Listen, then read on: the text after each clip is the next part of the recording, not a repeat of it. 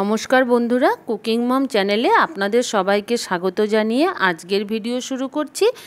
আজকে যে রান্নাটা দেখাবো, এই রান্নাটা কিন্তু কোনো মাছ মাংস রান্না না, সোয়াবিন দিয়ে এই রান্নাটা আমি করে নিয়েছি।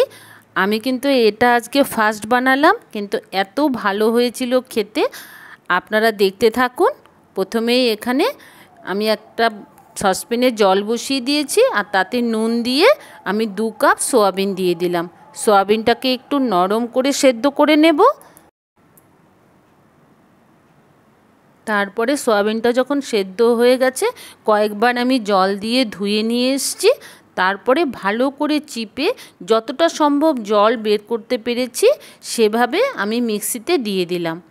এটাকে মিক্সিতে এখন পেস্ট করে নেব।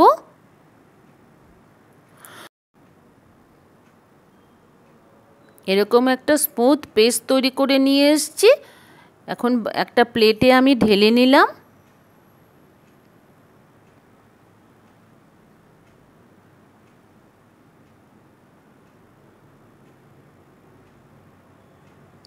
এখন আমি একটা কাচের ছোট বাটি নিয়ে নিয়েছি।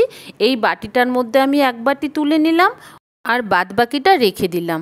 আর এখন মিক্সি জার নিয়ে নিয়েছি, তাতে আমি ওটস দিয়ে দিলাম। একটা ফাইন পাউডার বানিয়ে নিলাম। আর বাটিতে যে সোয়াবিন নিয়েছিলাম, সেই সোয়াবিনটা ওই প্লেটটার মধ্যে আমি ঢেলে নিলাম, আর বাদবাকি সোয়াবিনটা সাইডে রেখে দিয়েছি। এখন এখানে ভালো করে এই সোয়াবিনটাকে আবার মেখে নিতে হবে। একদম স্মুথ করে এটাকে মাখতে হবে, যেন এরকম একদম হয়ে যায়। তারপরে দিয়ে দিলাম নুন, 2 চামচ বেসন দিয়ে দিলাম, আর দিয়ে দিলাম 2 চামচ ওটসের গুঁড়ো। আমি বেসনটা 1.5 চামচ মতো দিয়েছি, পুরো 2 চামচ দিইনি। ভালো করে এখন মেখে নেব। এখানে একদম ডো ফর্মে এখানে এনে নিতে হবে। আর হাতের চেটোতে একটু তেল নিয়ে নিয়েছি, একটু তেল দিয়ে ভালো করে আবার মেখে নিচ্ছি।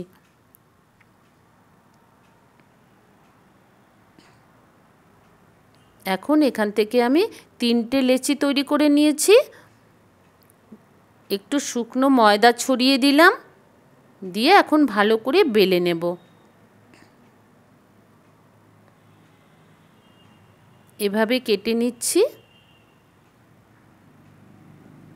জেনারেলি এই সোয়াবিনের চাপ বানানো হলে এখানে ময়দা ব্যবহার করা হয়, কিন্তু আমি ময়দা ব্যবহার করিনি। ওটসের গুঁড়ো আর বেসন ব্যবহার করেছি, তাই আমার একটু খুলে খুলে গেছে, কিন্তু টেস্টে কোনো ডিফারেন্স হয়নি। টেস্ট কিন্তু খুব ভালো এসছে। এইভাবে ভালো করে মুড়ে নিতে হবে। এইভাবে আমি 1 চামচ তৈরি করে নিলাম। চাপ কিন্তু বাজারে কিনতে পাওয়া যায়। এগুলো আইসক্রিমের কাঠিতেই জেনারেলি বানানো হয়। আমার কাছে আইসক্রিমের কাঠি ছিল না, তাই আমি এরকম চামচে করে মুড়ে বানিয়ে নিয়েছি। আপনারা চাইলে আইসক্রিমের কাঠিতেও বানিয়ে নিতে পারেন। এরকমভাবে আমি সবগুলো তৈরি করে নিয়েছি। এখন কড়াইতে জল দিয়ে, জলটা যখন একটু গরম হয়ে গেছে, তখন আমি একে একে চামচগুলো এখানে দিয়ে দিলাম। ভালো করে এখন সেদ্ধ করে নেব।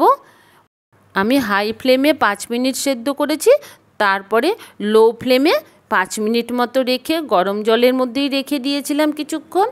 তখন জলটা একটু ঠান্ডা হয়েছে, তখন তুলে নিয়ে গিয়ে ডাইরেক্ট কিন্তু বরফ জলে দিয়ে দিলাম।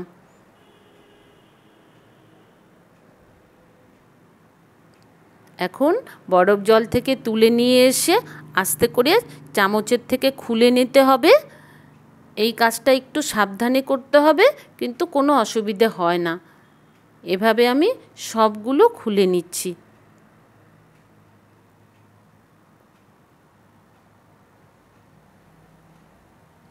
এখন কেটে নেব। এইভাবে ছোট ছোট করে কেটে নিতে হবে।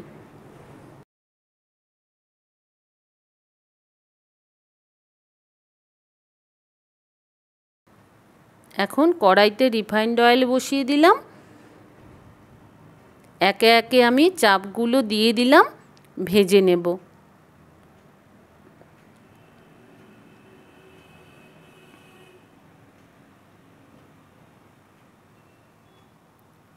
দিয়ে দিলাম অল্প নুন,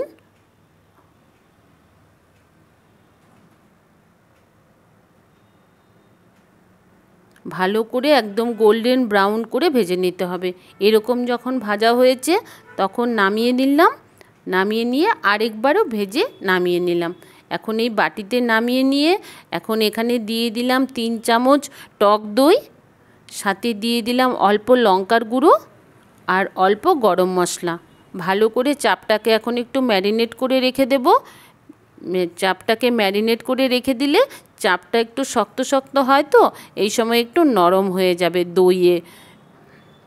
ভালো করে মেখে রেখে দিয়ে এখন গ্যাসে কড়াই বসিয়ে দিয়েছি। কড়াইতে যে তেলটা ছিল ওই তেলটা একটু বেশি লাগছিল, তাই কিছুটা তেল আমি নামিয়ে নিলাম, ওটা আমি গ্রেভিতে ব্যবহার করব।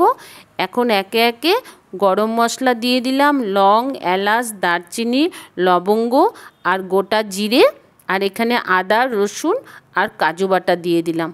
ভালো করে কিছুক্ষণ ভেজে নিয়ে এখন পেঁয়াজ দিয়ে দিলাম। আমি 2টো মিডিয়াম সাইজ পেঁয়াজ দিয়েছি। পেঁয়াজটা দিয়ে একটু ভেজে নিয়ে সাথে দিয়ে দিলাম নুন, একটু ভাজা ভাজা করে নিয়ে এখানে কিছু ধনেপাতা দিয়ে দিলাম আর সাথে অল্প জল দিয়ে দিলাম। এই মশলাটাকে একটু নরম করে সেদ্ধ করে নিলাম। এখন এটাকে ঠান্ডা করে নিয়ে মিক্সিতে দিয়ে দিচ্ছি, একটা স্মুথ পেস্ট তৈরি করে নেব। এখন ওই কড়াইতে যে বাটিতে থেকে তেল তুলে রেখে দিয়েছিলাম সেই তেলটাই আমি দিয়ে দিলাম, সাথে দিয়ে দিলাম তেজপাতা ফোড়ন আর 1/2 চামচ লঙ্কার গুঁড়ো আর 1/2 চামচ হলুদ গুঁড়ো। লঙ্কার গুঁড়ো আর হলুদ গুঁড়োটা আগে তেলে ভালো করে ভেজে নেব, তাহলে গ্রেভির কালার খুব সুন্দর আসে। এখন ওই পেঁয়াজ কাজুর যে পেস্টটা বানিয়েছিলাম সেটা দিয়ে দিলাম। এটা দিয়ে ভালো করে এখন ভেজে নিতে হবে যতক্ষণ তেল বেরিয়ে না আসে। যখন ভালো করে ভাজা হয়ে গেছে তখন আমি এখানে 3টে মিডিয়াম সাইজ টমেটো পিউরি বানিয়ে রেখেছিলাম সেটা দিয়ে দিলাম, আর দিয়ে দিলাম 2টো কাঁচা লঙ্কা, আর সাথে দিয়ে দিলাম কিছু ধনে গুঁড়ো। আমি টমেটোটা পেঁয়াজ বাটার মিক্সিতেই বেটেছি বলে টমেটোর কালারটা একটু অন্যরকম এসছে। তারপরে দিয়ে দিলাম স্বাদ অনুযায়ী নুন। এখন আবার একটু ভেজে নেব।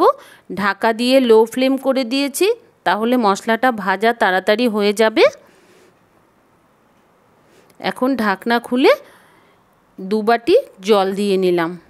এই জলটা আপনারা আপনাদের প্রয়োজন অনুযায়ী দিয়ে নেবেন। এখন ফুটে ওঠা পর্যন্ত অপেক্ষা করতে হবে। যতক্ষণ ফুটে না উঠছে ততক্ষণ আবার ঢাকা দিয়ে দিলাম। ঢাকা দিলে তাড়াতাড়ি ফুটে যাবে। এখন যখন ফুটতে শুরু করেছে তখন আমি ম্যারিনেট করা সয়া চাপটা এখানে দিয়ে দিলাম, দই শুদ্ধই দিয়ে দিলাম। আমি গ্যাসটাকে এই সময় বন্ধ করে দিয়েছি, অল্প গ্রেভিটাকে ঠান্ডা করে নিয়েছিলাম, কারণ দই দেব নয়তো গ্রেভি ফেটে যেতে পারে। তারপরে আবার গ্যাসটা জ্বালিয়ে এখন গরম করে নেব। আবার যখন ফুটতে শুরু করেছে তখন ঢাকা দিয়ে 5 মিনিট মতো রেখে দিয়েছিলাম। এখন 5 মিনিট পর ঢাকনা খুলে আপনাদের আমি দেখিয়ে দিচ্ছি।